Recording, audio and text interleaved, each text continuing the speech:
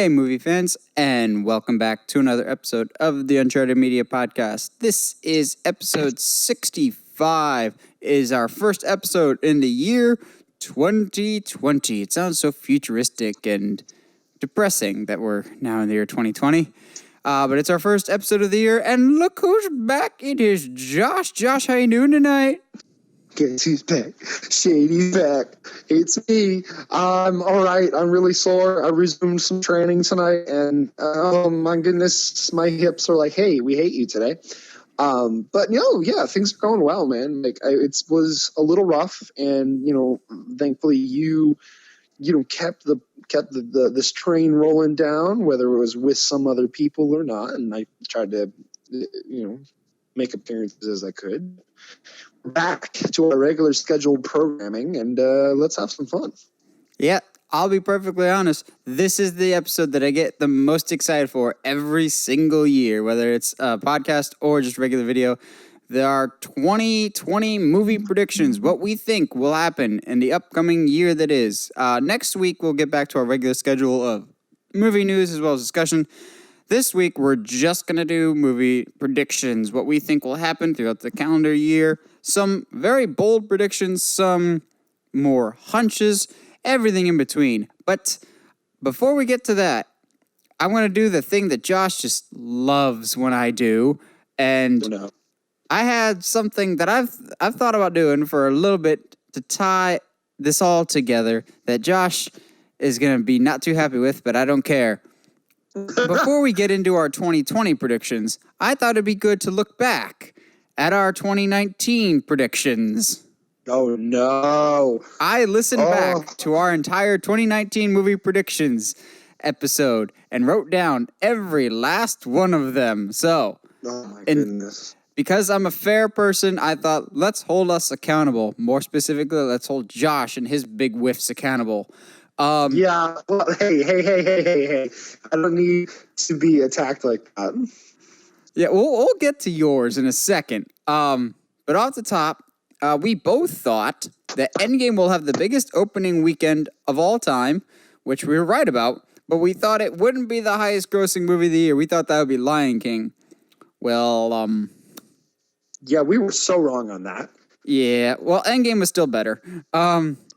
Speaking yes. of Endgame, we thought that Silver Surfer would be the end credit for Endgame, but there ended up not being any end credits whatsoever. And we thought the Fantastic Four would be the end credits in Far From Home. While it wasn't the case, I was still more than happy with the end credits in Far From Home because, J. Jonah, my life was just complete. We both thought that Nebula would kill Thanos in Endgame. And while I was wishy-washy for a lot of the time, I'm going to officially count the predictions that I made in 2019 as my official on-the-record predictions when I said that Iron Man will die, but Captain America wouldn't. I know we were on the fence, but I listened back and I officially said that Cap would survive, but Iron Man will die. So, I nailed that right on the head. Yeah. I don't know what we're thinking on this next one. We both said that John Wick would die in John Wick 3.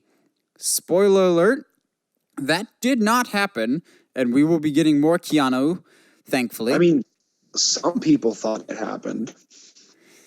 Well, the next two, one of them was blatantly obvious. One I thought just kind of random, but both of these ended up being right. Mystique did in fact die in X-Men Dark Phoenix.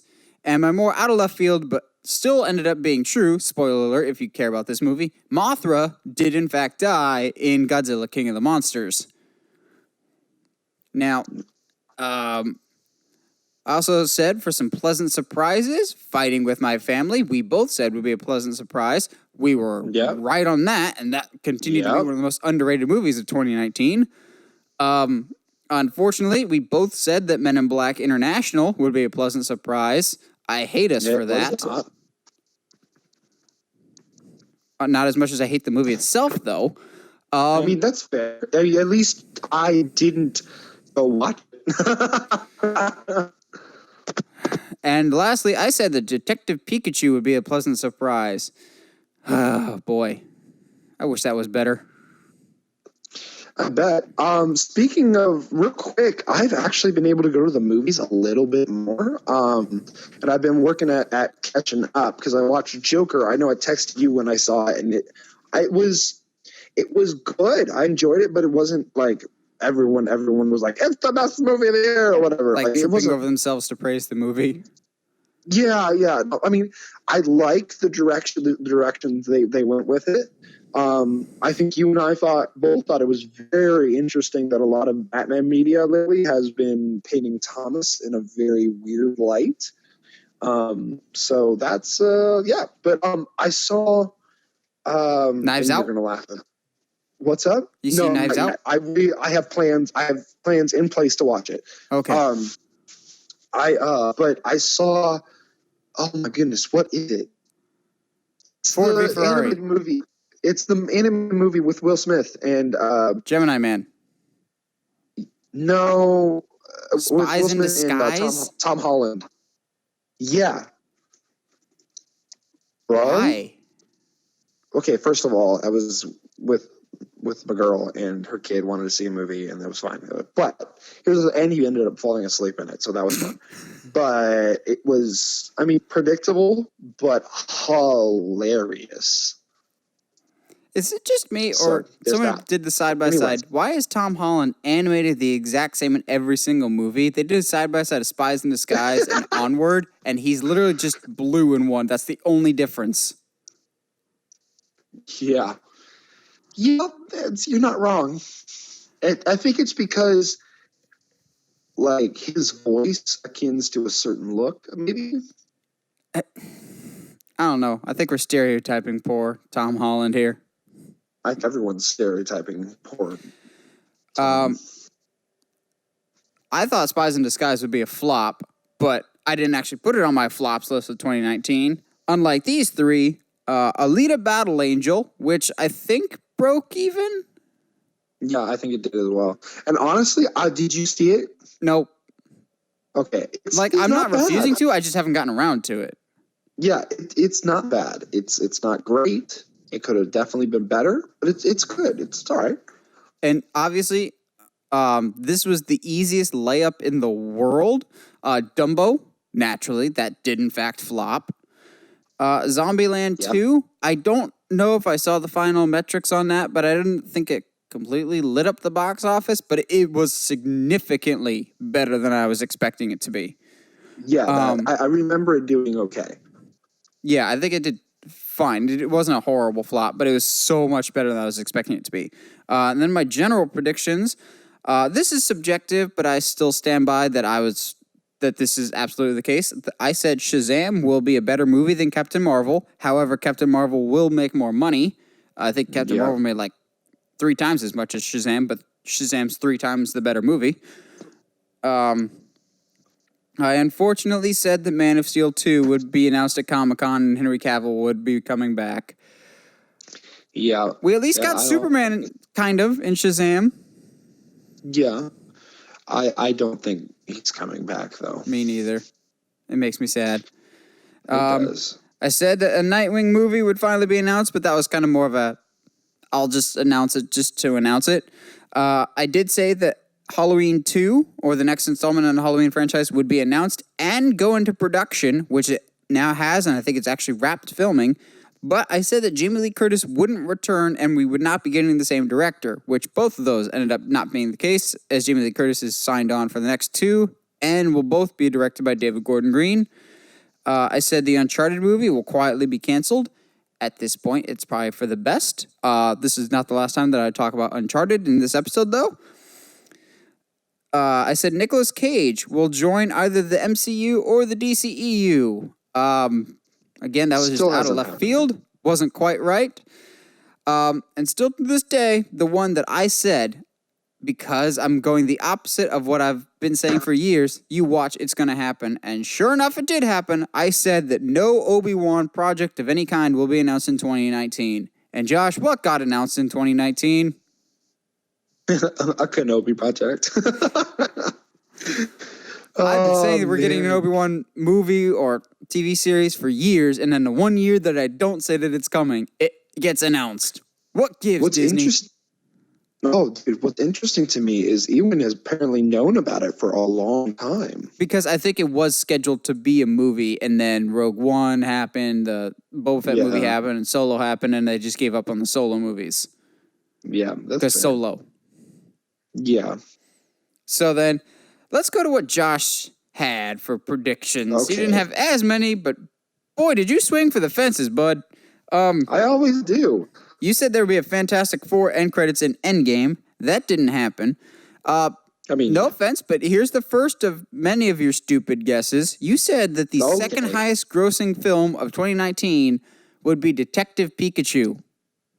Okay, yeah, but okay, you know what? I don't want to be attacked like this. Oh, you're going to feel even more attacked because you said not only would this movie be good, you said it would be great. You said Hellboy would be phenomenal. Okay, but that's not David's fault. Like Hellboy himself is pretty good, but like the movie surrounding him is terrible. Did you even finish it? No, I didn't. I tried, man. I tried, dude. Like Hellboy himself, actually pretty entertaining, and I enjoy him. But like the movie is so busy trying to explain what it's about that it's And the CGI is terrible. It's like an Yeah. Uwe Boll movie. yeah. You said that Joker will be great. We talked about that earlier. That's pretty subjective. You liked it more than I did. But we both, at least, well, you liked it. I was just kind of about it. Yeah. This is the only one of your predictions that I'm actually sad that it didn't come true. You said that a Static Shock movie would be announced. I'm more just upset that didn't actually end up happening. That makes me really sad. And then the one that'll always bring a smile to my face of what were you thinking? Your big, bold prediction of 2019 was that Tom Hardy would leave the Venom franchise and be announced as the MCU's new Wolverine. But that has been my like swing for the fences prediction for years. No, you watch. It's going to end up being Daniel Radcliffe Stop. if he's not Moon Knight. I hate you. He's the right height because he's tiny. You're not wrong. And he's a great actor. Yeah, you're not wrong. Swiss Army Man is great and weird and great and farting. Swiss Army Man surprised the crap out of me, dude. It's a lot of fun. It's weird, but I enjoyed it.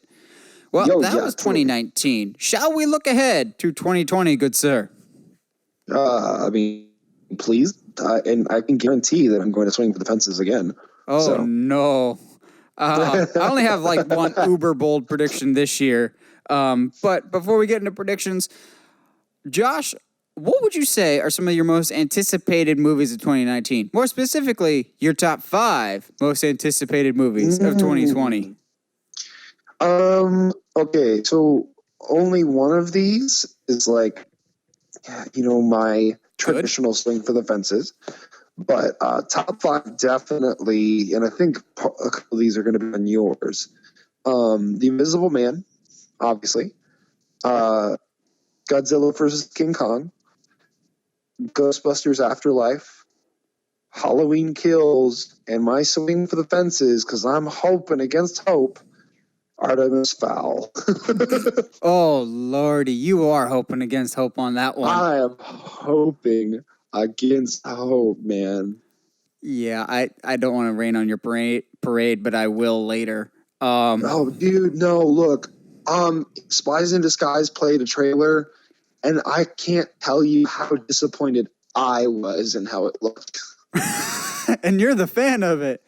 Exactly. I was like, what is this nonsense? I've actually thought in the back of my mind, I wouldn't be surprised if they move it to Disney Plus. I wouldn't be surprised either. But that's not one of my predictions. My top 5. At number 5 is one that I actually debated about for a little bit, but the more I thought about it, yeah, I think it deserves to be on this. And it may surprise some people that know me or know the podcast. But number 5, I put Ghostbusters Afterlife. I wasn't a huge fan of the idea of this movie until I saw that trailer, and I absolutely adored that trailer. I really enjoyed the tone that was set. I'm very curious about the direction. I think I'm going to have a lot of fun with this Ghostbusters movie. I would agree. At number 4, The Invisible Man. Invisible Man is my favorite of the original Universal monsters. This trailer terrified the crap out of me. I love Lee Winnell as a horror director. I love the first Saw movie. I love his movie Upgrade. Criminally underrated. Upgrade's great. The trailer creeped me out. I think it's a really interesting premise. So we'll see. I'm actually surprised you forgot about this one, Josh. My number 3, it's hard to not be excited for any Christopher Nolan movie. And Tenet just seems so trippy. The trailer, I have no idea what to make of the trailer. It left me so confused, and I loved every second of it. I think that's my only thing was that, like, it is a Christopher Nolan film, but I was iffy about Interstellar. I felt that, yes, oh no, I just lost it. The one about dreams. Inception? Inception. I thought Inception was good, but not as good as all the hype that brought. Like, they're good movies, but I don't know. I'm not sold on him. I don't know. I think the fact that we don't know anything about it makes me excited. Also, the cast is stacked. You've got John David Washington, Robert Pattinson. I think this could be a really big deal. Also, another one that I'm amazed that it's not on your list. This year's a great year for horror. Like 2020 is going to be the year of horror. Mark my words. And my number 2, just barely at my number 2 spot, is a follow-up to one of yours and I's favorite movies of 2018, A Quiet Place 2. Well, this is a list of anticipated movies that we're excited and we hope are good. I already know Quiet Place 2 is going to be good. So. Yeah, that's why it's on my anticipated list at number 2. I love that trailer. I was a nervous wreck watching that trailer going, I don't trust humans or monsters now. I adore the first A Quiet Place. It makes me super excited for the second one. I think it will be a worthy follow-up. I don't think it'll be sequelitis. It seems to be going in a new direction. I'm very excited for it. And anybody that knows me knows what my number 1's going to be. It's not even anything superhero related, just because I don't think comic book wise this year is particularly strong. But number 1, Halloween Kills. I was super ecstatic and beyond belief for 2018's Halloween just because it was the return of Michael Myers. I'm even more excited for this year's Halloween Kills because it feels like the Halloween movie for diehard Halloween fans. It feels like it's like 2018's Halloween is supposed to be a sequel to the original Halloween. This upcoming one actually feels more like a sequel to the original film than 2018's, with so many returning characters, whether it's Tommy Doyle, Lindsay Wallace, Sheriff Brackett, Nurse Marion, like everyone's coming back. The return of Haddonfield Memorial Hospital from the second film. It feels like the deep cut, the fan film that actually got made into something that's canon now. I love 2018's Halloween. I want more time in that world that we set up, but also just I like Halloween movies. I want to see that continue. The more I'm hearing about this, I'm just amped, and it makes me even more excited for the third one, which I have a prediction and we'll talk about later in the horror section. Yeah. So we got a couple different categories. We've got movies that we think will do well with our hits, our flops, our sleeper hits, comic book movies, a horror genre, and then just general predictions. We'll save general predictions for last, but besides that caveat, Josh, where do you want to start us off? I mean, you wanna go ahead and just knock the flops out of the way so we can just not talk about being depressed? Yeah, unfortunately, flops is my longest list of any of these notes so far. Unfortunately, we're recording this after The Grudge came out, or else I would have put there, because holy crap, I can smell that from here. Of apparently critics and audiences hate this movie and gave it like an F on Cinescore or something, and it's doing horribly. Of all the 90s films to remake, why The Grudge? The OG Grudge is not even that good. No, not really. Did you watch that with us in college that we fell asleep during it or something? Yeah, I fell asleep, dude. It was boring. Well, that's one of the January releases. There is a movie later this month that I believe will be one of the biggest financial flops of 2020. And it's sad to say that this is probably the worst possible choice for Robert Downey Jr. to do after Endgame. I'm saying Doolittle is going to lose so much money. It is going to flop hard. Legitimately, the trailer I saw shoehorned a dragon into it. Yeah, which makes me just so... Why do we have a dragon? Because you have to make this movie interesting. Yeah, it's not even so much that it's a property that most people associate with Eddie Murphy, which is fine. It's originally based off a old story. Then the whole Doolittle, the Eddie Murphy thing is a complete change. So that I get that people mix it up all the time, but the story came before that Eddie Murphy thing. It's more or less the special effects actually look pretty good. But Doolittle is not a franchise people are asking for. The budget for this movie is huge. It's like $175 million. And they didn't just get nobodies to voice. You've got Tom Holland, Kumail Nanjiani, John freaking Cena is in this movie, as well as Robert Downey Jr. These are not cheap actors. This movie has huge budget on a name and property that no one cares about. I think they bet on this because, well, it's Robert Downey Jr. People will pay to see him. No. People will pay to see him as Tony Stark. People didn't go to pay to see him when he was the judge with Robert Duvall in 2011 because that was his other movie that came out during his MCU time. People care about him as Tony Stark and Tony Stark alone these days, unfortunately. I think this movie is going to fall so hard on its face. It's going to be embarrassing. Yeah, and I mean, I think the only movie we want to see him in is... maybe the Sherlock Holmes remake. Which this just feels like sequel. Him trying to get his Sherlock groove back with his bad British accent and the hat twirl and everything. Yeah, exactly. It's just weird. Oh, real quick, I know it's not coming out this year, but did you see some of the stuff that was released about Mortal Kombat? No. What was released about Mortal Kombat? They released the main logo and some of the casting. I haven't heard a lot of the casting nor put names to faces, but they released. I'll find a link and send it to you. But they actually released like some of the pictures of people and stuff like that. It's really cool. It may be premature, but I'm putting that on my flops list for 2021. Nope. I'm gonna believe in it. All right, leave me alone. Okay? I will not because it comes out in January and it's by a first-time director. So anyway,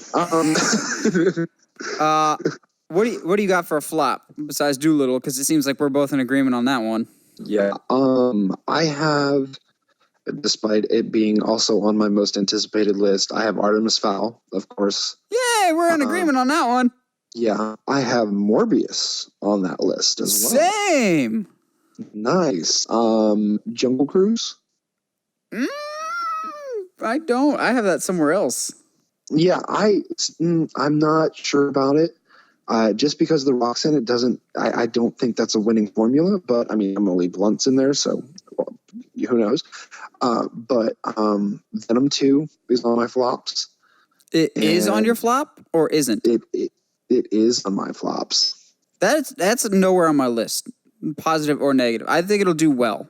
I don't think it'll be a flop, but I don't think it'll reach 800 million like the first one did. However, actually, no, he is somewhere in my notes for later. Yes. I also have Snake Eyes flopping hard. Oh, God, I forgot that was coming out this year. I don't think it will. No. Because have they started production? Oh, I don't even know. I don't think they have. I haven't seen anything about it. I just happened to look at a movie slate from about what all was coming out, supposed to come out this year, and just started adding stuff from there. But I actually had Bad Boys on my flops as well. It's not on my list, but I can completely understand why it would be on there. Yeah, I don't know. Even the trailers make me cringe. It's just not. Martin Lawrence got fat. And also, we say it all the time, and we don't want to be mean, but January raises major red flags for established franchises. Yeah, it does. If you told me that the next Marvel movie comes out in January, I don't care that it's Marvel. I'm nervous. Yeah, I agree. The only thing that's on my flops list that I'm not 100% on is My Spy. It's that movie with Dave Bautista. With Batista, that was like done. It was supposed to come around like a week or two after Stuber, but then they pushed it back for some reason. Yeah, that one. I mean, the trailers come off as like a feel good movie. So I don't know if it'll flop, but I also don't think it's interesting enough for people to watch in the theater. Fair enough. Did you actually end up seeing Stuber at all? I did not. I have ways to watch it, so I'll probably. Yes, it's in my movies anywhere. Yeah, exactly. It was a pleasant surprise. Also, Peanut Butter Falcon's now in there too. Oh, well, I know what I'm watching tomorrow. It's so good. I like a lot that your flops are different from my flops, but we're not like going against each other. I have different titles just because I tried to think further out. Although one of these, I believe, comes out next month and only has one trailer so far, and it's going to flop so hard. I think you even forgot that it was coming out. Bloodshot. I just don't want to acknowledge that movie. Bloodshot starring Vin Diesel. I think that's going to flop very hard because, yes, it's based on a comic book that literally no one is familiar with in like the mainstream popular culture. Yeah, we'll see what happens. Hey, you know what? Best case scenario, it comes out and turns out to be like The Witcher and actually turns out like a decent movie. Well, no, there was hype for Witcher. Not Witcher. I'm sorry, The Last Witch Hunter. Oh, people didn't like that one.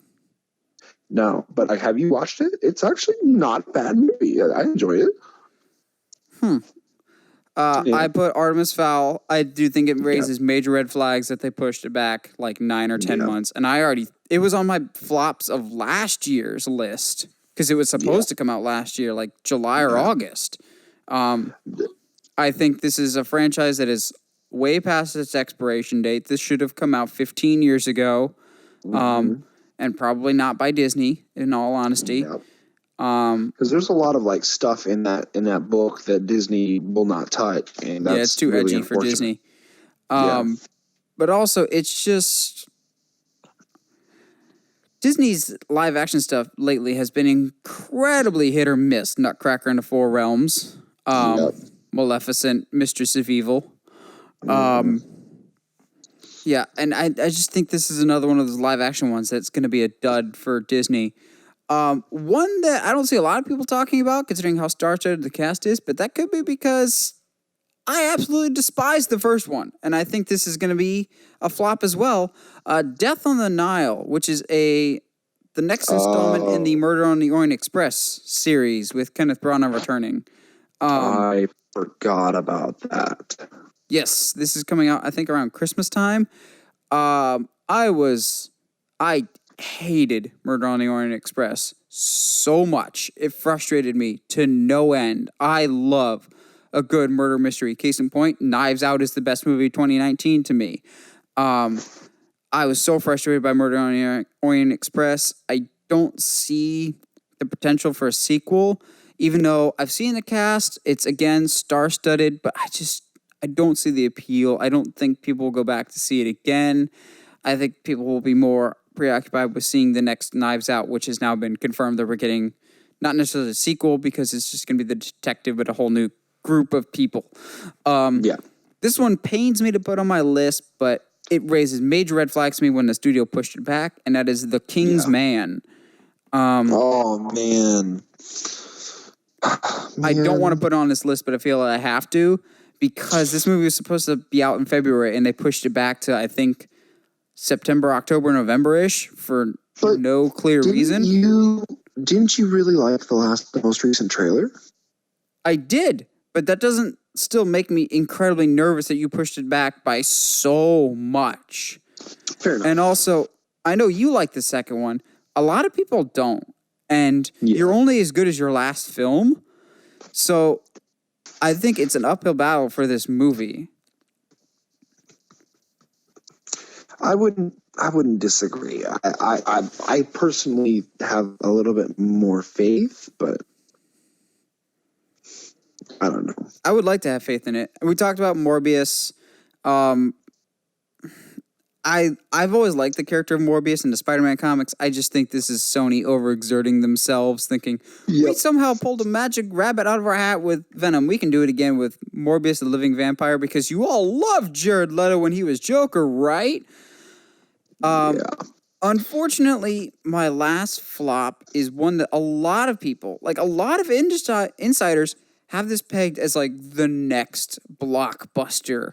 And I see it as nothing more but the next big flop, unfortunately, which is sad because it comes from one of, I think, the best directors working today in Denis Villeneuve, who is this December doing a remake slash reboot of Dune. Wait, really? Mm-hmm. Starring a whole bunch of famous people, including Batista. Dune, the original one, if I remember correctly, flopped hard. Dune is not readily accessible to a mass audience. It is a very cerebral story. It's not like Star Wars that you can kind of enjoy it from multiple levels of just like a casual standpoint, but then if you want to deep dive it, you can. It is a very heady material to work with, but also I love Denis Villeneuve movies for the most part. I wasn't a huge fan of Arrival, but Prisoners is still one of the most intense but great pictures I've ever seen. Blade Runner 2049 is incredible. But one thing you can't say about Denis Villeneuve is he's a blockbuster director. Unfortunately, none of his movies are overly successful at the box office. I didn't think Prisoners made a lot of money. Blade Runner 2049 flopped pretty hard. Arrival, I didn't think made a ton of money. Denis Villeneuve makes fantastic movies that isn't really absorbed by a mass audience. And so with Dune having such a huge budget and being this big sweeping sci-fi epic with all these famous actors mixed with a property that's been a bit shaky at times, it isn't really that well known in the popular culture nowadays, mixed with the director, while he makes phenomenal films, isn't necessarily the most commercially successful. I don't think that's a good recipe right there. No, I would agree. And even though Uncharted is more than likely moving out of that December slot, there's still a lot of stuff around it. This could easily be a case of this year's version of Valerian in the City of a Thousand Planets. Oh, man, that looked pretty good, too. Mm-hmm.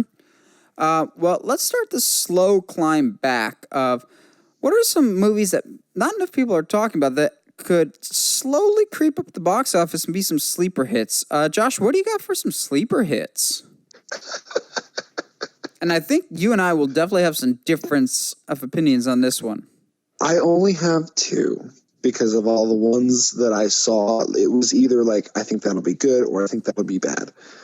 I'm not seeing a lot of people talk about Onward, and I really think that it has the potential to be a sleeper. You can never sleep on any Pixar movie. You really can't, but I think people have been sleeping on this since it was announced, and I honestly think it's going to be it. I won't say better than Soul because we don't know. I think Soul will be better than Onward. I don't know, man. I don't know, but my other sleeper you're gonna laugh at, but honestly, if no one goes and sees this movie, it's disrespectful. Sonic the Hedgehog, the way that they, took the audience's disdain for the design and took time to make it right. If nobody goes and sees this movie, it's just been like, all right, cool. So a movie studio respected our opinion. We really don't care. Like, I don't know. Well, my issue with Sonic is, yeah, Sonic looks better. The rest of the movie still doesn't look great. Like, take away the Sonic, and I still thought Jim Carrey's Dr. Robotnik looked awful. Yeah. So we'll see. I think it could be a sleeper. But it might be one of those cult. It might turn into one of those cult classics. I got a couple different ones, but and a couple horror ones, obviously. But kicking us off is a franchise that's been long dormant, but one of its actors is absolutely finding a resurgence that, if capitalized at the right time and is able to capture some of the essence of the first two films, could definitely be a sleeper hit. Bill and Ted, their whatever Oh, the name of their returning movie is, Face the Music, I believe. Um, yep. I enjoy both Bill and Ted movies. I actually think I enjoy the second one better than the first one. Um, I've been a bit apprehensive just because this movie's been in development hell for decades. So I was Yeah. surprised that it's actually happening. But rewatching the first two, and now with Keanu in the middle of his Keanu-sance, I think don't sleep on this movie. Don't sleep on any project with Keanu these days. He even made Always Be My Maybe super popular on Netflix just by his sheer presence in it. I wouldn't be Also true. surprised if Bill and Ted has quite a large fandom that you don't hear much about him, primarily because the franchise has been dormant, but don't be sleeping on a Bill and Ted movie. I actually think this might be one of the sleeper comedies of 2020. Yeah. Now, we talked earlier about Onward, but I think there's another kids movie that its franchise has been through the ringer at times, but it's just because it's been around forever that if they get the tone right, and the first trailer seems to make me think that they've at least hit a pretty decent tone, that don't be sleeping on Scoob. I think that could be a sleeper Oh, hit of the dude. summer. That's not even on my sleeper, but it's on a different list, I think Scoob could be this year's version of Despicable Me. bro. Which, notably, the new Despicable Me is not even on my list. So, Yeah, Minions too, because I know people that saw the first Minions and they hate it. So, yeah. um, But no, Scoob looks charming as all get out, dude. yes, minus Will Forte's stupid voice of Shaggy. I it the thing is, Scooby Doo is so cross generational. Every generation has their own version that they grew up on in Scooby Doo. Whether it's your parents' generation with Scooby Doo, Where Are You, or our generation of What's New Scooby Doo, and the animated stuff, or a pup named Scooby Doo.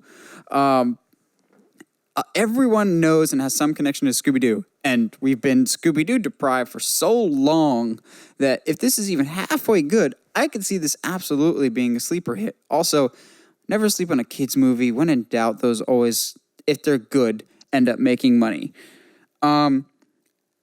Now, I have one more before I get into some horror sleepers that I think may do well. This one's a little bit more out there. I guess you could say it's way out there because this is The Way Back, starring Ben Affleck. Okay, what is that? I've seen little things about it, but I haven't heard much. So, The Way Back is a movie about Ben Affleck and it sounds like it's going to hit a little too close to home for him, as he is a recovering alcoholic who used to be a star basketball player that has to go back to teach a high school. So basically, you used to be a pro at something. Now you have to go back to small scale version of what you did while recovering from alcoholism. Little on the nose, but yeah. Okay. Now, Wow. Yeah. it's also, if this wasn't enough of a selling point, it's also directed by Gavin O'Connor, who did Warrior. Oh, dude. Right? Oh no. Prepare to be emotionally devastated. Now, this may not be the most financially successful, but I wouldn't be surprised if it at least makes some decent bucks and, if nothing else, critical acclaim, because the two already paired up together to do The Accountant, which got pretty decent reviews. It's pretty good. Yeah, and I like Gavin O'Connor as a director, and Ben Affleck is a pretty decent actor, so don't be sleeping on The Way Back. Now we've got some horror is ones. there a trailer? Is there a trailer for it yet? Yes, there is. Okay, I'll have to go look for it then. So for horror, I've got Antlers, which just looks terrifying. I kind of get like a Babadook meets Goodnight Mommy mixed with like Guillermo del Toro vibe, which of course, because Guillermo del Toro is producer on this movie. Yeah. I don't know. I could see Antlers being this year's Hereditary or Midsommar of like not necessarily big budget, but they don't need to make a lot of money to get their budget back and be profitable. Like I don't know how much money Midsommar did, but I felt like maybe this is my film bubble, but I felt like that took over the summer when it came to horror movies. So Yeah. I wouldn't be I surprised if still need to Antlers see could it. I've potentially heard do it the was same. really good. I've heard it's really, really good. It was weird. I mean, yeah. Like I like Hereditary better, but now this one we don't know that much about it yet, but given who's attached to it, I feel pretty confident saying that this one will probably do pretty well. Malignant, the latest film by director James Wan, a completely new and original film by him, not based on anything else. So he did Saw, Insidious, The Conjuring, all those original horror films. Before he takes the helm for Aquaman 2, he's doing Malignant. I would not sleep on any James Wan horror movie. Don't do it. It will give you nightmares, and he's a master of horror nowadays. Going for him to go back to an original idea, I think is a very dangerous recipe. However, there's one more surprising sleeper hit that call me crazy, but You're crazy. given that it's a Blumhouse movie, you can never count it out at the box office. And I think that's Fantasy Island. Oh, dude. I think Fantasy Island may sneak up on some people and be a surprise hit for Blumhouse this year. I really do. Dude, that trailer gets me every time. It was not what I was expecting because I'm used to Fantasy Island and Tattoo the plane. Exactly. And that is not it. But it was creepy and unsettling. That show is that, but it's not like, yeah, because, anyway. Yeah, Blumhouse has made great money off of $5 million movies that make $200 million in return. And I think Fantasy Island will do that. It's got that like built-in almost like teenage audience. They've got Lucy Hale from Pretty Little Liars, who already, I'm sure, comes with her own teenage audience. I can see this movie sneaking in there. It doesn't necessarily have to be the biggest movie of the year, but if it's made for $10 million and it grosses like $75 to $100 million, that's definitely a hit by my book. I would not sleep on Fantasy Island. Yeah, I agree. Now, we've gotten the worst and some sleeper hits. Now let's go for the big, what do we think the big blockbusters of 2020 will be? I'll start off with what I think will be one of the highest grossing films of 2020, Mulan. Yep, Mulan is poised to be a massive success, and it better be because Disney has poured basically the cost of a small nation into this movie. Well, yeah. I mean, they have to, though. And I think the big thing that has me excited about it, at least, is that they're trying something desperately so different from their original go at it. Yeah, it is. Like, you can see that they're getting a lot of the core essence of the film, but they're still making it fresh and original, which makes me very excited. Plus, who didn't get a little choked up hearing the instrumental of Reflections? Oh, dude, that got me hard. Which I'm so hyped just to hear the instrumental of I'll Make a Man Out of You while they're training, like military style. Yep, I'd be excited. What other big box office successes do you see this year, Josh? I think for the nostalgia effect alone, I think Top Gun Maverick is going to be a hit at some point this year. I don't know if it'll be like a smash, but I definitely think it'll make its money back. And just the amount of older dudes who grew up with Top Gun, I wouldn't see why they wouldn't go see Top Gun Maverick. Good call. I will see your Top Gun Maverick, and I will raise you a Wonder Woman 1984. Interesting. I think, given the fact that the first one made like $900 million and it's 80s related, so it's basically Wonder Woman meets Stranger Things, which tell me you didn't get mall vibes from, like Stranger Things mall vibes from that Wonder Woman trailer. Oh yeah, totally.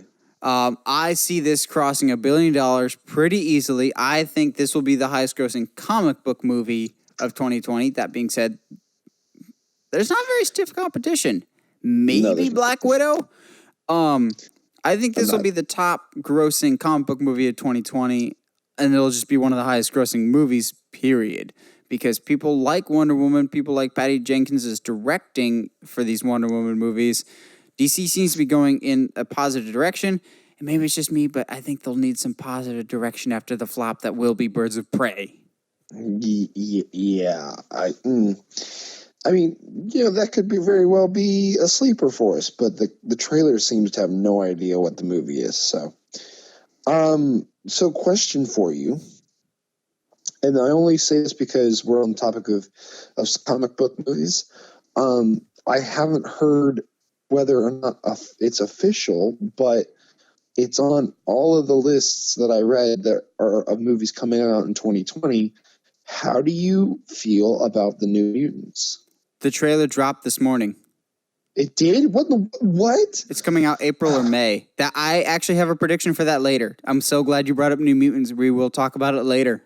Okay, well, In this episode, actually, we will be talking about New Mutants because I have some surprising thoughts on New Mutants. God, okay, well, I'm gonna have to go see the trailer then. I must live in a bubble or something. Jeez. All right, Jake Gyllenhaal.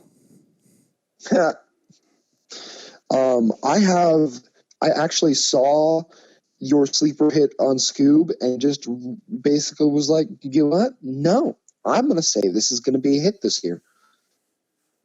I hope it is. I want good Scooby-Doo movies. It's been forever since we've had one. The line that from the trailer gets me every time that I watch the it. IKEA one? That one and or the dad with the bourbon. Yeah, it's the dad. Oh, is the bad guy my dad? Oh, yeah. man. I'm on the flip side of nostalgia of not Scooby-Doo this time, but I think Ghostbusters will be one of the smash hits because I agree. There seems to be a very much 80s nostalgia this time, whether it's Ghostbusters, Wonder Woman. I think if you can find that like melding of Stranger Things, which you've already got Finn Wolfhard, if Ghostbusters is half as good as it potentially could be, I think this could be a huge smash hit, and the hit that Sony really so desperately needs, because they just need franchises at this point to keep them afloat, besides Spider-Man, hence Morbius. But I really think Ghostbusters can really do well this year if it's good. Yeah, I agree. I have Fast and Furious 9 on my list of hits this year. I would not be surprised. That's a pretty safe, like, if this was a fantasy draft, that's a pretty solid top 10 pick right there. Nothing showy, but pretty safe bet. It's the Mike Trout of fantasy picks. Yeah. Oh, Jesus. But it's first of all, it's a Fast and Furious movie, and John Cena's in it. So it's. But you won't be able to see him. I hate you for that joke. Which, quick aside, I saw Hobbs and Shaw last week, and I love it. It's so much fun. Yeah, it is. I mean, it's not the best movie, but it's the best 90s buddy cop movie made in 2019. Yeah, exactly. Besides Stuber. I have Tenet on hits. Yeah, Nolan doesn't make flops.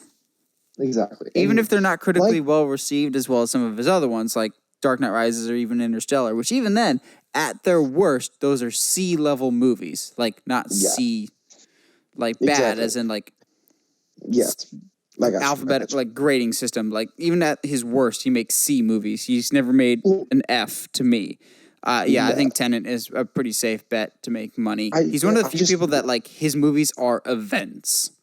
Exactly. I think everybody kind of will see a Christopher Nolan movie simply because it's a Nolan movie. It's one of the few directors out there right now that people will do that. Exactly. I have two more. One of them I teased earlier, and one of them is going to be incredibly surprising. So, Josh, do you have any more before I drop these last two? Yeah, I got a couple. I don't know if it'll happen right away, but I have a feeling, and I'm wrong a lot. So, but The Gentleman, I think, has potential. Really? You think The Gentleman with Matthew McConaughey and Harry Golding?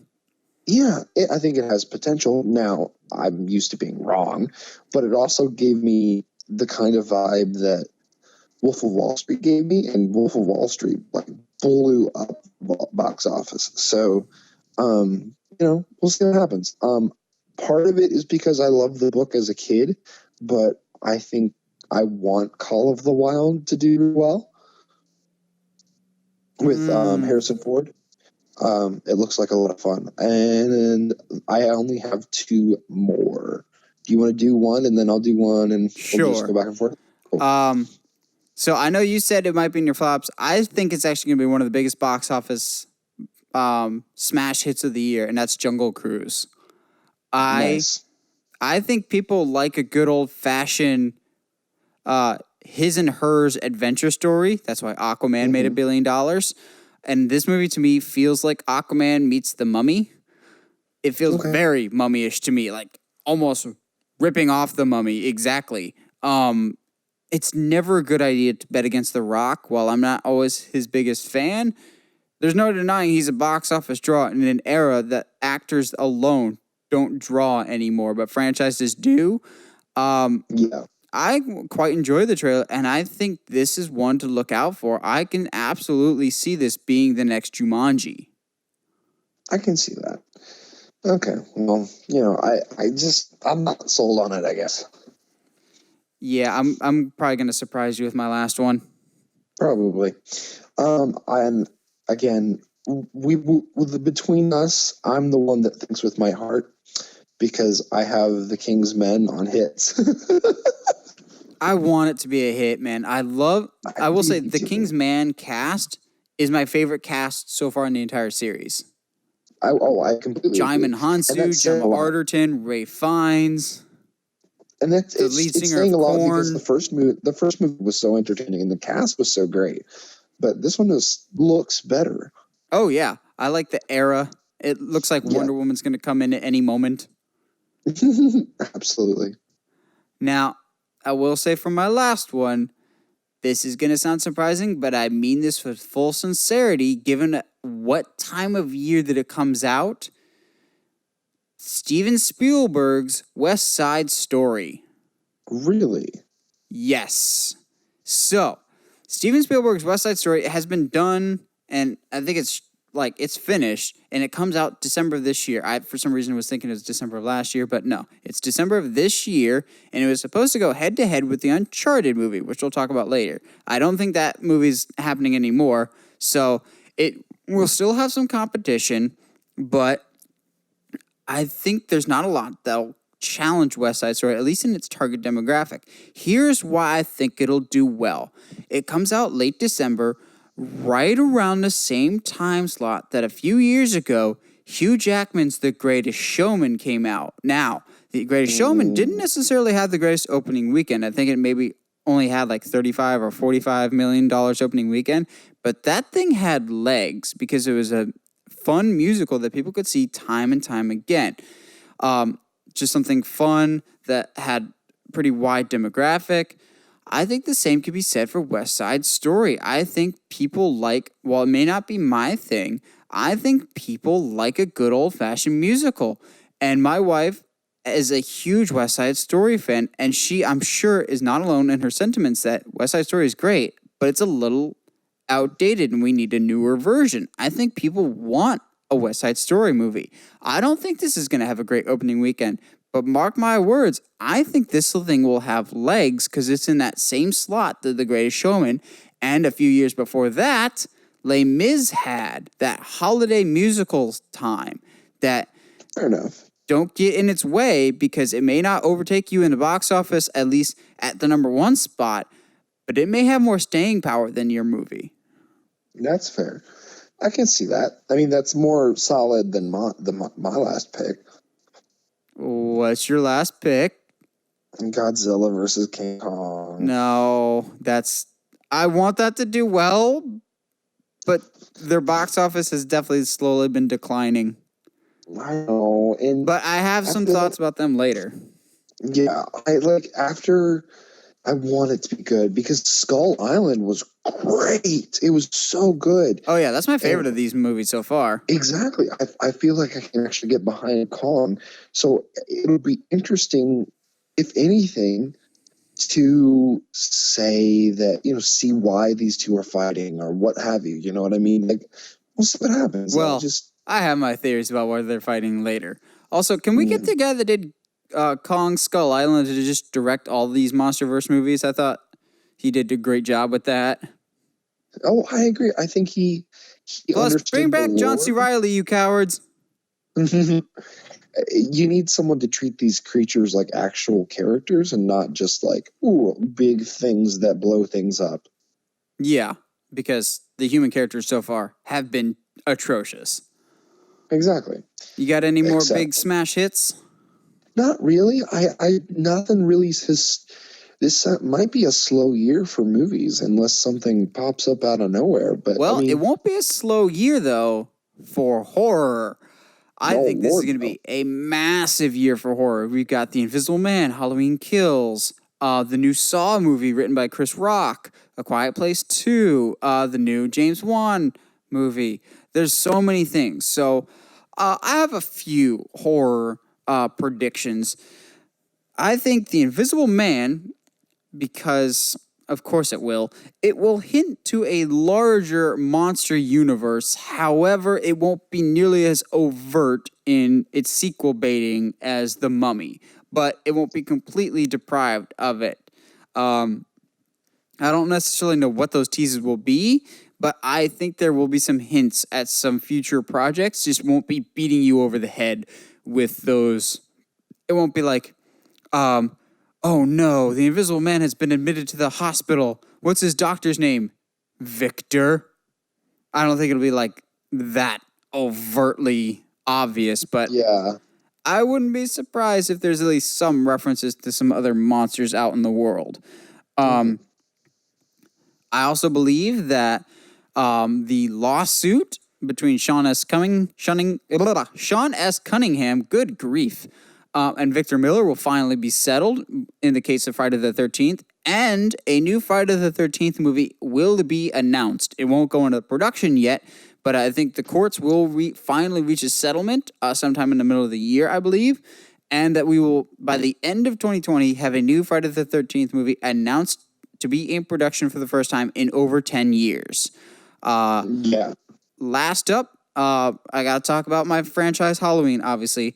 I say Laurie Strode will survive Halloween Kills. I think she'll be sidelined for most of the movie, however, though. I don't think she's in it for very much. But Michael will still go on a killing spree, probably kill Tommy and Lindsay. Unfortunately, I all but guarantee you Sheriff Brackett is dying. But I think the biggest casualty of Halloween Kills will be Laurie Strode's daughter, Karen, which will more or less tie up the score, I guess, which will set the stage for Halloween Ends coming next year, which will foreshadow the final fight in Halloween Ends being between Laurie Strode and Michael Myers one last time, except this time in the Myers house. We will see the return of the Myers house in Halloween Kills. Yeah, I can see that. Josh, you got anything horror related? Not really. I mean, we got Annabellum that's coming up, but from Jordan Peele. Oh yeah. He's been kind of hit and miss, but I mean, I can always dream Harold. Did you happen to see the Gretel and Hansel trailer? January, man. January. I actually got The Visit vibes. I did too. It was one of those The Visit meets Crimson Peak. It looks. The thing that's dragging me in there is that it's based off of the original Grimm story and not like the Hansel and Gretel's fairy tale. Fair enough. I see. I don't know. The turning looks rather interesting, but it also looks like a generic horror film. So I don't know. We'll see. Yeah, I think this year is going to be a really good year for horror. More on the fence, though, about the world of comic book movies this year. So naturally, I have some comic book predictions. And I'll get the big one out of the way because at this point it's not even a surprise anymore. But I will still stick my flag on the moon, wave it everywhere, and shout it from the rooftops that it will happen in 2020. J.J. Abrams will be announced to be attached to a new Superman reboot in the DCEU. With or without Cavill? Without. Yeah. Unfortunately. I was starting to actually backtrack a little bit on this prediction, given the reaction to Rise of Skywalker, but I don't think that was JJ's fault. The more we're kind of hearing about the backstage issues, and I don't think Rise of Skywalker is going to ultimately impact J.J. Abrams' legacy that much. He had already signed with Warner Brothers like in the middle of this shooting. So I think whatever plans they had isn't going to be deterred by Rise of Skywalker. I still think wholeheartedly that he will be attached to Superman movie by the end of the year. It won't go into production, but I think they will be at least announced for this. Yeah, I can see that. So what do you think will be a bigger flop? Harley Quinn and the Birds of Prey or the Eternals? Harley Quinn. Really? I think there's at least enough of a curiosity factor with the Eternals. Also, the Eternals has a much better cast. Okay, yeah, I'll give you that. Kumail Nanjiani, Angelina Jolie, Brian Tyree Henry.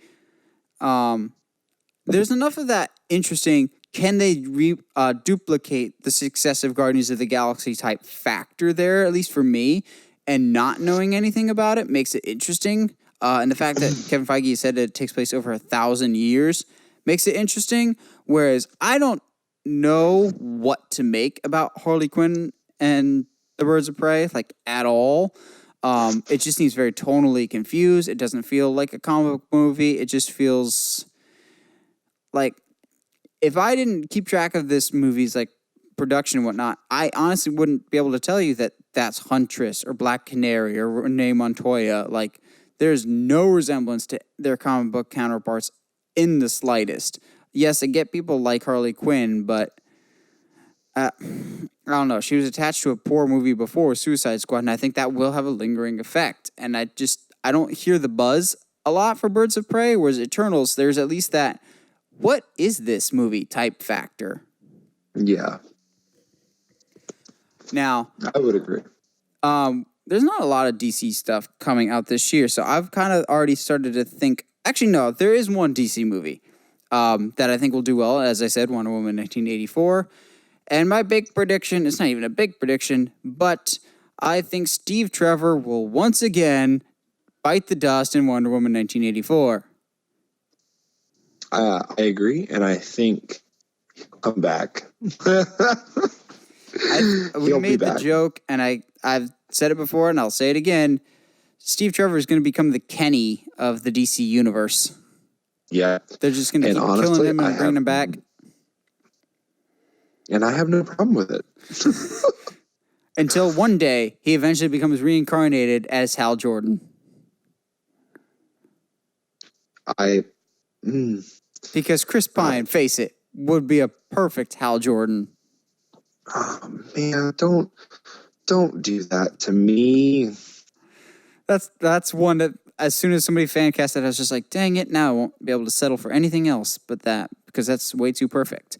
But yeah, like I was saying, there's not a lot of DC stuff this year, so I kind of already started to think ahead to 2021 because not one, but two DC movies that are coming out in 2021 will be starting production, or at least have already started production. Batman started filming on Sunday, and Black Adam goes into production later this year.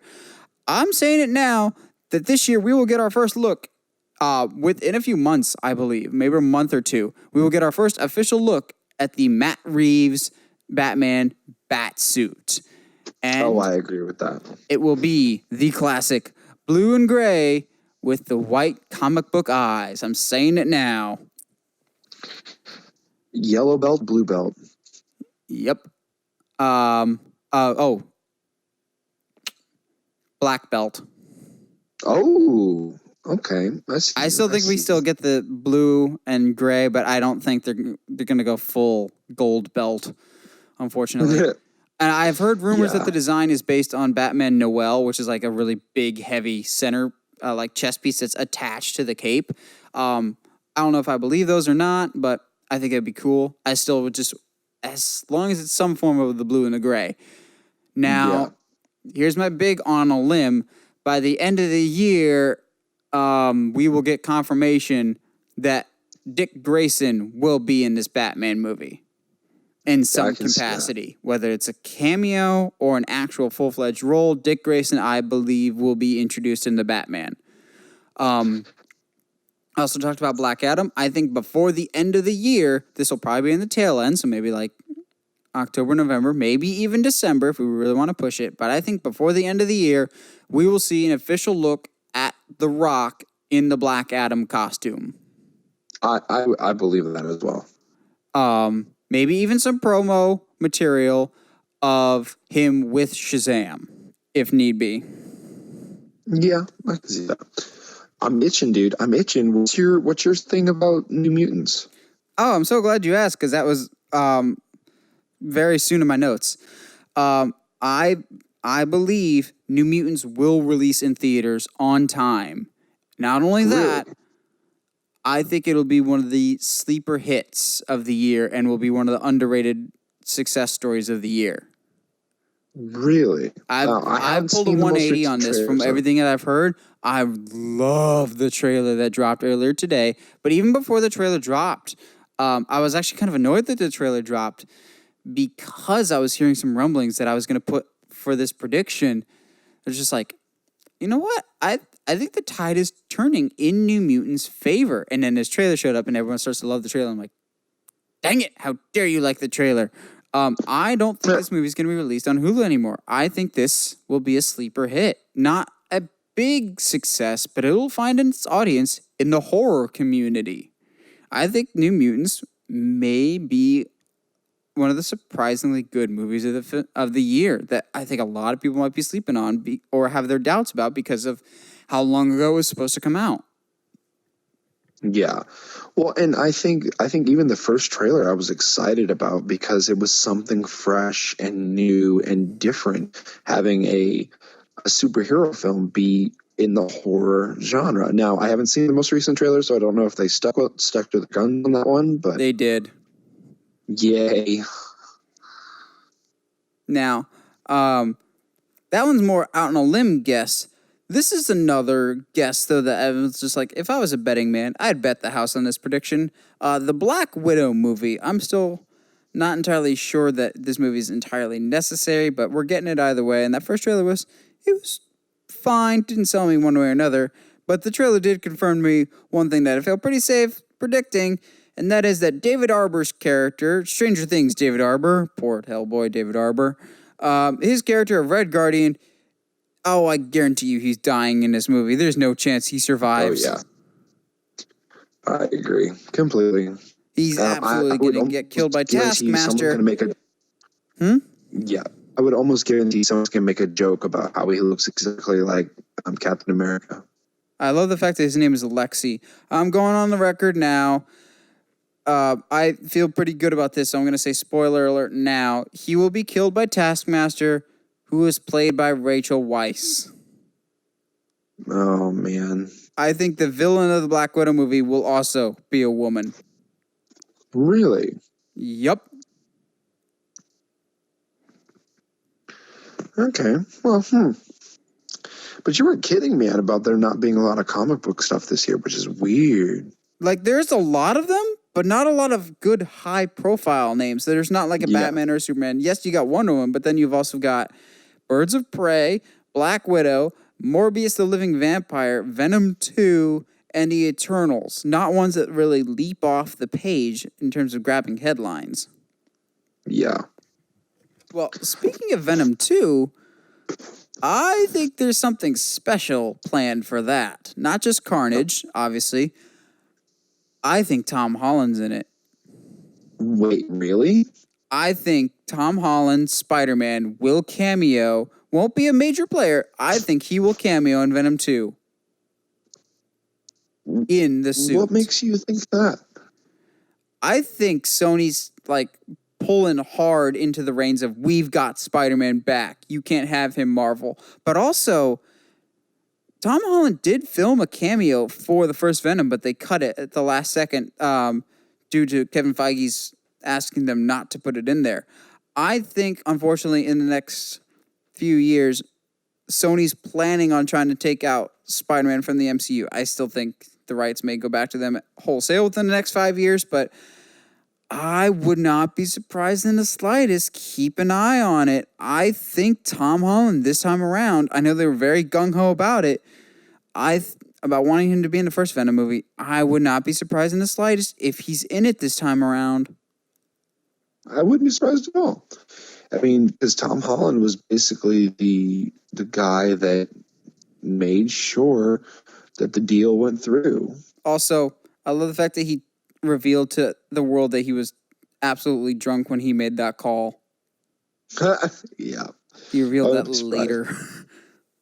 You got any more comic book predictions? Because I got one, but it's not like an earth-shattering one.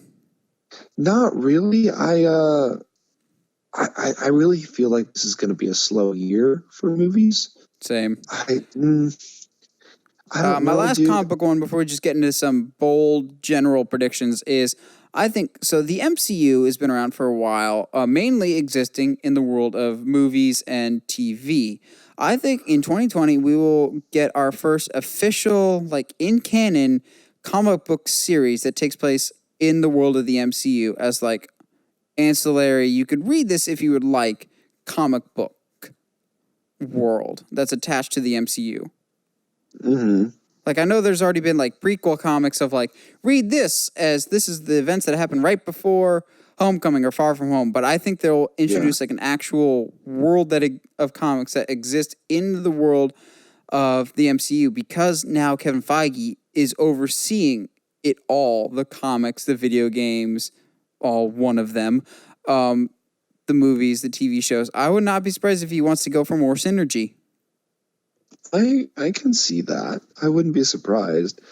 I think it's always been a little confusing for some people that's not a thing. Yeah. Now, we'll close out the show with just some general and potentially bold predictions. Josh, what do you got for some just random general thoughts or some bold predictions? I predict. Let's see. Hold on. Mandalorian takes place after Return, right? Yes, 5 years after Return of the Jedi. Okay. I would not be surprised if Boba Fett shows up in season 2. I'll see your Boba Fett and I'll raise you the Huns. The Hutts, I mean, not the Huns, the Hutts. Okay, I can see. Yeah, see, but that would make sense because he's on Tatooine a lot. But I mean, I would pop to see Boba. They've already kind of teased it with the jangling boots thing, which may be a stretch, but you never know. Yeah, we'll see, dude. I mean, the Mandalorian is the most interesting thing as far as entity right now. So tell me you wouldn't get hyped for the Mandalorian versus Boba Fett for possession of the Darksaber. Dude, I'm down. Let's go. I mean, at that point, both of them are outsiders, but only one of them truly can claim it. Oh, dude, and that means Boba has fought his way out of the Sarlacc and found a way to survive for multiple years. Mm-hmm. That would awesome stuff. I'm also just a side note. I'm really excited to learn more about the Star Wars universe through the Mandalorian, which is like Jon Favreau is one of the smartest people on the planet right now, dude. This is a late edition, as in I just now thought of this 3 seconds ago, but I'm going to officially put it on the record now. So we've heard discussions, and literally it dropped like a day or two ago, that there's talk that the next Star Wars movie will be set 400 years before The Phantom Menace. And it'll be in the High Republic era, and maybe feature a younger version of Yoda. I'm going to go on record saying now, if that movie does officially get announced in 2020, it will be directed by Jon Favreau. Oh, I wouldn't be surprised. Like, at this point, it kind of has to be. he's becoming the king of Star Wars, honestly. And He will and I'm replace not. Kathleen That's not. Kennedy. That's been in my Yeah, predictions for a while now. I wouldn't be surprised. Because Rise of Skywalker has divided people like Last Jedi divided people, but the one thing that people seem to be almost unanimous in is their love for Mandalorian, and that's all Dave Filoni and Jon Favreau. And Dave Filoni, as we've seen, not ready to direct. But Yeah, Jon Favreau, absolutely. holy crap, is he ready? So I would not be He's so surprised good. in the slightest if we see Jon Favreau announced as the new director of this new Star Wars movie. I agree. Okay, so there's that. Honestly, with the success of Witcher, I wouldn't be surprised if more video game TV shows are announced. I don't know if they'd come from Netflix, because I wouldn't be surprised if Netflix is around by the end of the year. But yeah, I can see the announcement of that. That actually piggybacks me perfectly into one of my just general predictions in the world of video game movies. The Uncharted movie, they will still keep progress going, but they'll more or less have to start from scratch again, because I believe in 2020, at some point, Tom Holland as Nathan Drake will leave the project. Interesting. Or Sony will say, due to scheduling conflicts, he has left the project. Because in all honesty, right now his schedule is what's holding this movie up. And Yeah. almost from day one, while I have just defended his casting because I like both him and I'm not entirely opposed to young Nathan Drake, his casting was not met with a lot of universal acclaim. So if he left, despite the fact that a lot of people like him as an actor, I don't feel like a lot of people would find it as a big loss to the project, especially if it's been what's made it so delayed. That's why we just lost Travis Knight as the director this time again, is because he couldn't film it in Tom Holland's schedule because Tom Holland's so busy. So I wouldn't be surprised if at all in 2020 if he drops out of the film and they more or less kind of reevaluate what the film is at and start from scratch. Maybe recast Nathan Drake, kind of re-envision what the movie should be. I wouldn't be surprised. Yeah. At this point, they've lost enough. So I honestly, though, I think the reservations to Tom Holland's announcement of being cast was only met because everyone is like all over Nathan Fillion for it. Which, yes, Nathan Fillion is the inspiration for the original Nathan Drake in the game. So the problem is, Nathan Fillion, you can only get him for one movie at most because he's older. And I get where Sony's coming from of wanting to do somebody for the future. But in all honesty, if I'm a casting agent, maybe it's just me being shallow-minded right now, but I only can think of one actor for Nathan Drake, and that's Oscar Isaac. Yep. Because I would trust that man with my life. Because, in all honesty, when I first saw those first set photos of him in Rise of Skywalker, I was like, that's Nathan Drake. He's cosplaying as Nathan Drake in Rise of Skywalker. But then his overall attitude in Rise of Skywalker isn't that dissimilar to Nathan Drake. I honestly, and I wish... Like, he's got the look, he's got the cocky attitude, he's got the great one-liners. So many things from Rise of Skywalker that I wish we had gotten more of, like the Finn and Poe dynamic. I honestly really enjoyed those two together. Mm-hmm. I wish we got... Yeah, that's a whole rabbit hole we can dive down. Yeah, but I think the success of Mandalorian, the hype leading up to Kenobi, I wouldn't be surprised if Disney uses this new Disney Plus platform to dive into the more solo stories and do it that way as opposed to doing movies. Yeah, I don't think we'll hear a whole lot about Obi-Wan in 2020, but 2021 I think will be a full court blitz of hearing stuff about it. I got not one, but two secret villain predictions. I think, first of all, in the new James Bond movie, No Time to Die, Rami Malek has already been confirmed to be the villain named Safine. However, I think that's a smokescreen, a front to conceal his true identity, just like Khan in Into Darkness. I think he is secretly playing the very first ever James Bond villain, Dr. No. I wouldn't be surprised. My only reservation is they literally just did that in the last movie with Christoph Waltz as Blofeld. But I think it'd be kind of cool to bring it full circle that the last Bond villain that Daniel Craig will ever face is the very first Bond villain. Yeah, I mean, and it would be a good cycle to see if they go somewhere else from this movie or if they end it here.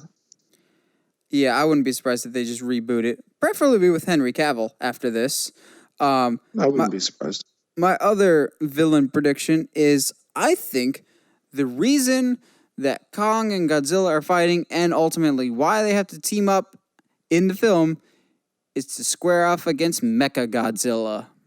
Yes. I think Mechagodzilla will either be the main villain of Kong versus Godzilla or will be set up or teased for the next film as the main villain. Yeah, I wouldn't just be because surprised. Mechagodzilla is such a big name that I feel like it would be weird for them not to at least mention it in some capacity. And also, King of the Monsters kind of teased that they may be trying to bring back Ghidorah in some capacity, maybe like a mechanized version. Which is also a thing. And, I mean, Mechagodzilla made an appearance in Ready Player One, and there's people love that movie. So yes, I just watched that again recently with some of my students. Yeah, it's great. And so it wouldn't be that hard for people to be like, oh, okay, cool. All right, I got two more. One is a pretty safe bet, and one is my big prediction for 2020 because we know we got to have those. But Josh, you got any more big predictions? Not really, man. I'm gonna try this year to see more movies. That was one of the things about last year's. I felt so uninformed because I didn't have time, didn't have money, whatever, to see more movies. So I'm definitely gonna try to see more this year. That's always a good goal. My goal that I've set is on our movie shelf is not to see all of them, but see all the ones that we own that I haven't watched yet. Dang. Okay, then. So there's probably about like 50 to 60 movies on our shelf that we own that either I bought and have not seen, or they're Heather's that she has seen but I have not, or we both have not seen. I want to at least see all the movies that I own at least once at some point or another within this year. That's awesome, dude. One of my big predictions here will be that Mulan will be not only a huge smash hit, I think it'll be the highest grossing Disney live action remake to date, primarily because of the foreign market. If this is even halfway decent, I think it'll do incredibly well in China as well as domestically. So if you get both the United States and China to be on the same page at the box office, that's a recipe for a really big movie. Because China makes up a big chunk of the box office. That's why Pacific Rim was able to have a sequel, is because it didn't do so well here, but it did really, really well overseas. Or why for some reason Star Wars never does well over there. So if you read any articles, say Star Wars Rise of Skywalker just bombed in China, don't take that with any form of indicator of anything important, because Star Wars has never done well in China. But I think Mulan has every chance to break Lion King's record of 1.6 million for a remake. I think this could surpass it. This could even, I think, get close to 2 billion. Just because of that international appeal, as well as that childhood nostalgia that I'm sure a lot of us have for Mulan. Hey, are you calling Mushu actually still being in it? No, Mushu's totally not in this movie. Nice. I mean, I would agree, so... And now for my last prediction, my big, huge one. This will be my Henry Cavill as Man of Steel level prediction, even if it may not be that big. But here's my big, out of left field, blindfold, potential bullseye, if I'm right. I think at some point in 2020, Disney will announce for Disney Plus a live-action remake of not Treasure Planet, although that would be great. A live-action remake of Atlantis. I can see that. I think that is one that Disney Plus is realizing that they need original content to draw people in. I saw that they had a little bit of a dip once Mandalorian ended. Not a huge dip, but enough that they probably took notice. I think they're going to focus some of their efforts on delivering more original content, but this time good original content, so not Noel.